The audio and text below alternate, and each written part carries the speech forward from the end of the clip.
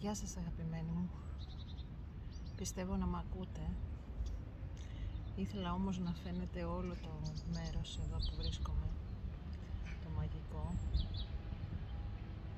Είναι ο τόπος των εξωτικών, εδώ στο κέντρο της Αθήνας, αυτό το σημείο, η Ακαδημία Πλάτωνος. Έχω την τύχη, δεν είναι τύχη, έχω τη χαρά λοιπόν, να το πω πιο σωστά, να ζω δίπλα σε αυτό το υπέροχο μέρος. Εδώ πίσω μου υπάρχει ένα καταπληκτικό δρομάκι, αν φαίνεται, μέσα στα δέντρα. Γενικώς το σημείο εδώ είναι εκπληκτικό. Θα τολμήσω να πω ότι η ενέργεια του χώρου είναι δυνατότερη και από τις Ακρόπολες. Είναι σαν να αλλάζουμε χρονογραμμή όταν μπαίνουμε σε αυτό το μέρος. Όλοι το νιώθουν αυτό.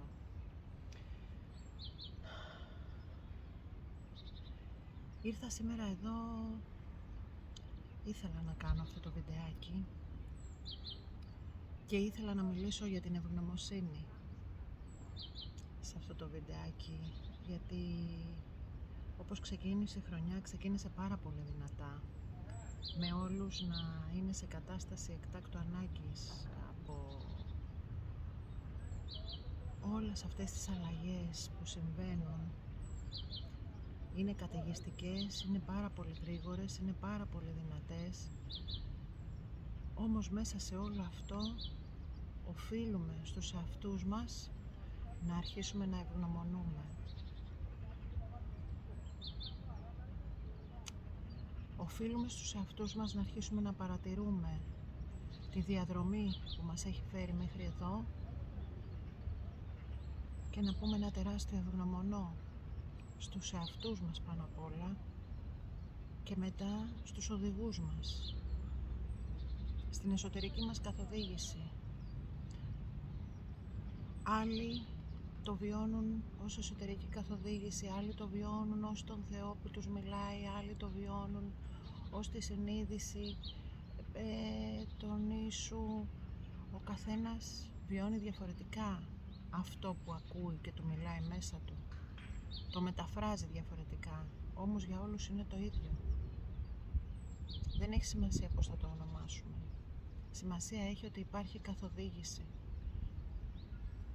και χρειάζεται να πούμε ένα ευγνωμονώ σε αυτή την καθοδήγηση. Και ακόμα και όταν δεν την ακολουθήσαμε και φάγαμε τα μούτρα μας, πατώντας επάνω σε εγώ και σε πρέπει και σε φόβους, ο φόβος είναι τεράστιο εγώ, ακόμα και τότε πάλι όλα μας έχουν φέρει στο σημείο που είμαστε σήμερα και χρειάζεται να πούμε ένα ευγνωμονώ. Ακόμα και οι άνθρωποι οι οποίοι αυτή τη στιγμή δεν είναι καλά, βιώνουν ασθένειες, βιώνουν κατάθλιψη, νιώθουν ότι γκρεμίζεται ο κόσμος γύρω τους, γκρεμίζεται για να δημιουργηθεί το καινούριο. Ας σηκώσουμε λοιπόν λίγο ψηλά το κεφάλι, ας κοιτάξουμε αυτόν τον υπέροχο ήλιο και ας χωνέψουμε επιτέλους ότι οτιδήποτε μας συμβαίνει, συμβαίνει για να είμαστε καλύτερα. Μα και ο θάνατος, θα μου πείτε, μα και ο θάνατος μετουσίως είναι. Ο θάνατος είναι δύσκολος για αυτούς που μένουν πίσω, όχι για αυτούς που φεύγουν.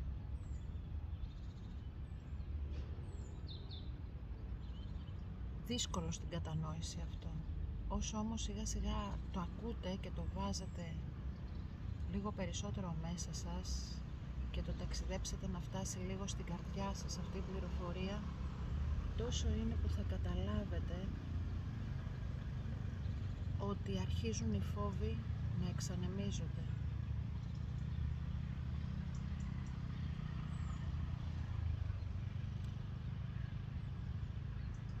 Αφεθείτε στη ροή και επιλέξτε τον εύκολο δρόμο. Κάποτε πριν, εκεί στον κορονοϊό, κάποια μου είπε ότι το σκοπός που έχεις έρθει θα να τον φτάσεις. Απλά χρειάζεται να επιλέξεις τον εύκολο ή το δύσκολο δρόμο. Όταν αποφασίζουμε να κάνουμε αλλαγές στη ζωή μας, αυτός είναι ο δύσκολος δρόμος. Εκείνη τη στιγμή μας φαίνεται ότι είναι ο δύσκολος δρόμος. Όμως με το που θα κάνετε το πρώτο βήμα, συνειδητά, για να αλλάξετε αυτό που ζείτε και το οποίο δεν σας κάνει ευτυχισμένες και ευτυχισμένους, ο δρόμος ανοίγει και είναι στρωμένος μαγικά, όπως είναι εδώ αυτό το μέρος. Όταν επιλέξετε να μείνετε στο φόβο, ο δρόμος δεν είναι έτσι. Βυθίζεστε ακόμα περισσότερο στο φόβο. Και αν κοιτάξετε πίσω τη ζωή σας, δεν χρειάζεται να πάτε μακριά, ούτε χρειάζεστε τις πληροφορίες για άλλες ζωές και τέτοια. Είναι περιττή πληροφορία πλέον αυτή.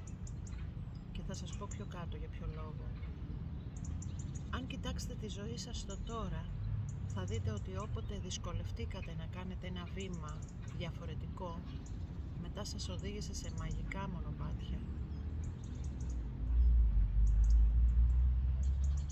Εμπιστευτείτε λοιπόν την εσωτερική σας καθοδήγηση, η οποία συνήθως είναι η πιο τρελή. Είναι αυτή που σου λέει, μην κοιτάς εκεί τον ωραίο το δρόμο, από εδώ είναι, και το από εδώ το βλέπεις μαύρο. Είναι σίγουρο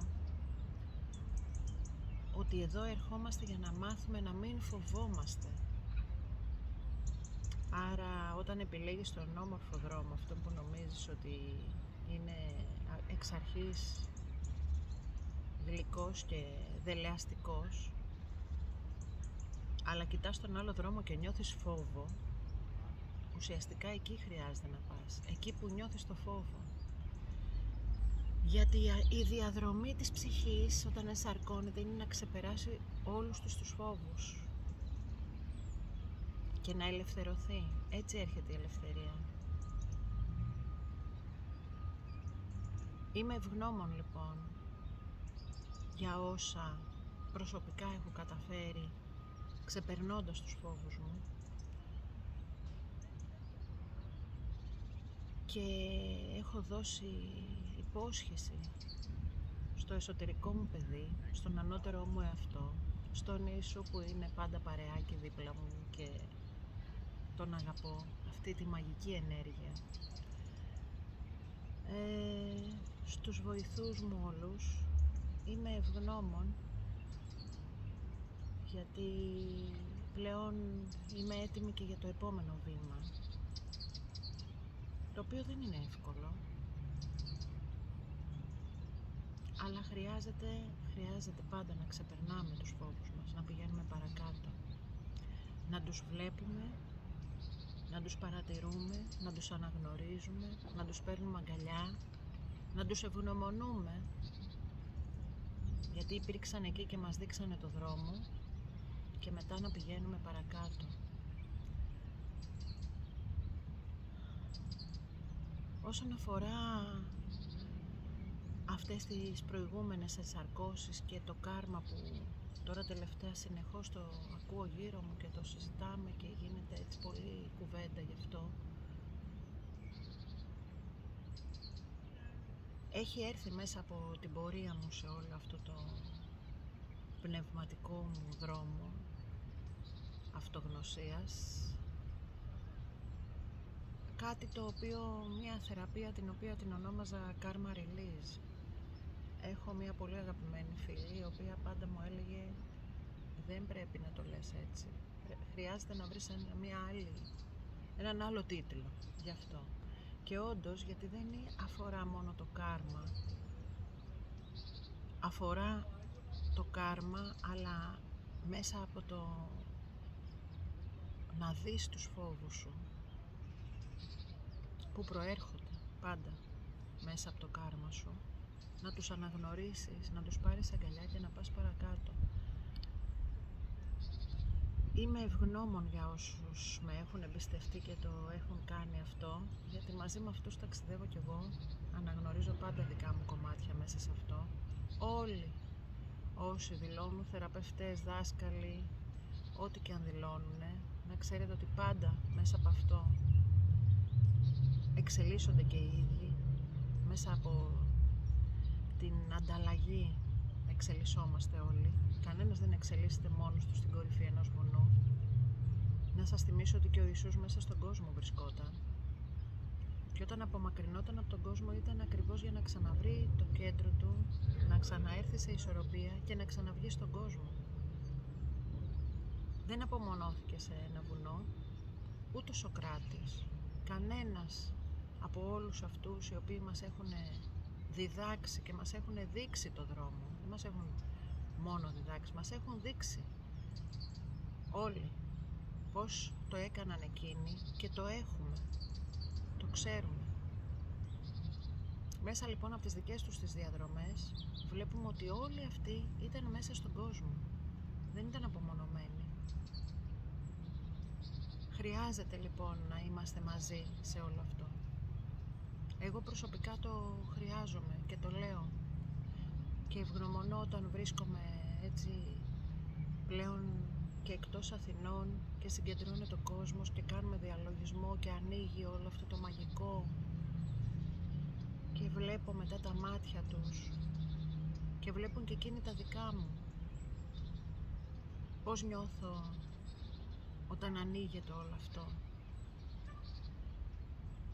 Φέτος λοιπόν, από τον επόμενο μήνα, θα βρίσκομαι κάθε μήνα και σε μια διαφορετική πόλη στην Ελλάδα και θα συγκεντρωνόμαστε να κάνουμε διαλογισμό ανοιχτά, ελεύθερα, δωρεάν, γιατί υπάρχει πάρα πολύς φόβος επίσης ότι όλοι εμείς κοιτάζουμε να εκμεταλλευτούμε τον κόσμο. Αυτό υπάρχει παντού, αλλά να σας πω κάτι και για την εκμετάλλευση. Δεν υπάρχει εκμετάλλευση. Υπάρχουν αυτοί που τη δέχονται την εκμετάλλευση. Αν δεν τη δεχόντουσαν δεν θα υπήρχε. Αυτό ισχύει σε όλο το φάσμα της ζωής μας. Είτε αυτό λέγεται οικογένεια, είτε αυτό λέγεται οι συνδιαλλαγές που έχουμε με το κράτος, με τους φίλους μας, με τους οδηγούς μας. Η εκμετάλλευση υπάρχει όταν τη δεχόμαστε. Τα πάντα υπάρχουν γιατί τα δεχόμαστε. Όταν πούμε ότι αυτό δεν αφορά εμένα, τότε πάβει και η εκμετάλλευση. Άρα σταματήστε να γκρινιάζετε για το αν δίνετε λεφτά, για το αν σας φάγανε λεφτά, για το τι έγινε. Κανένας δεν πήρε κανέναν με το ζόρι να τον πάει πουθενά. Οι πεποιθήσεις μας είναι αυτές που μας κάνουν να πιστεύουμε κάτι τέτοιο. Είναι απόλυτα φυσικό ότι όταν πας σε έναν θεραπευτή, σε έναν ενθυμητή θα πω εγώ, γιατί οι θεραπευτές είσαστε οι ίδιοι, ο καθένας του εαυτού του. Αν δεν αποφασίσετε να θεραπευτείτε, και ο ίδιος ο Ιησούς να κατέβαινε μπροστά σας και να σας έλεγε σας θεράπευσα, δεν θα το πιστεύατε. Δεν θα θεραπευόσαστε. Αν οι ίδιοι δεν έχετε αποφασίσει να θεραπευτείτε. Το μόνο λοιπόν που χρειάζεται είναι να κάνετε, τι είναι να κάνετε, να ζητήσετε βοήθεια από κάποιον να σας θυμίσει ποιοι και τι είστε και να θεραπεύσετε μετά τον εαυτό σας, να σας δείξει τους τρόπους. Ο πρώτος τρόπος λοιπόν για να θεραπευτούμε είναι ο διαλογισμός, εύκολος και απλός. Και αυτόν νιώθω ότι οφείλω να τον προσφέρω δωρεάν σε όλο τον κόσμο. Να ανοίξει την καρδιά του, να συνδεθεί με την καρδιά του, να συνδεθεί με τη χρηστική του συνείδηση, άρα κατ' επέκταση να συνδεθεί και με τον Ιησού, με τον Χριστό. Δημιουργείται ένα μαγικό πεδίο όταν βρισκόμαστε έτσι όλοι μαζί.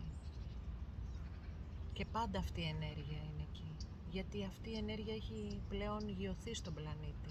Εμείς την έχουμε γιώσει όλοι. Μέσα από την ανάγκη μας για δικαιοσύνη και επιτέλους δίκαιη αγάπη, άνεφόρον. όχι αγάπη που σέρνει, αγάπη που ελευθερώνει. Και αυτή την αγάπη δίδαξε, οπότε μέσα από αυτή την αγάπη υπάρχει παντού αυτή τη στιγμή. Έχω την ευτυχία να είμαι μόνιμα συνδεδεμένη με αυτή την ενέργεια. Πραγματικά, είναι μαγικό. Αλλά δεν είναι κάτι μοναδικό. Είναι κάτι που όλοι μπορούμε να το έχουμε. Και αυτό θέλω να σας δείξω. Οπότε φέτος, κάθε μήνα θα βρίσκομαι σε μία πόλη στην Ελλάδα για όσο μπορώ και όσο χρειάζεται και όσο εσείς δείχνετε ότι χρειάζεται, ώστε να επικοινωνήσουμε και να συνδεθούμε με τη χρηστική μας συνείδηση που ήδη υπάρχει μέσα μας. Περιμένει εκεί σε μία γωνίτσα να τη δούμε, να την αναγνωρίσουμε και να πάμε παρακάτω.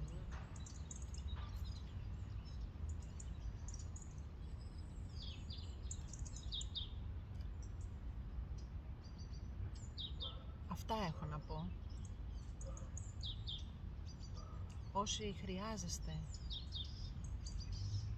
έχετε ανάγκη από ένα χέρι βοηθείας, να ξέρετε ότι το δικό μου είναι απλωμένο.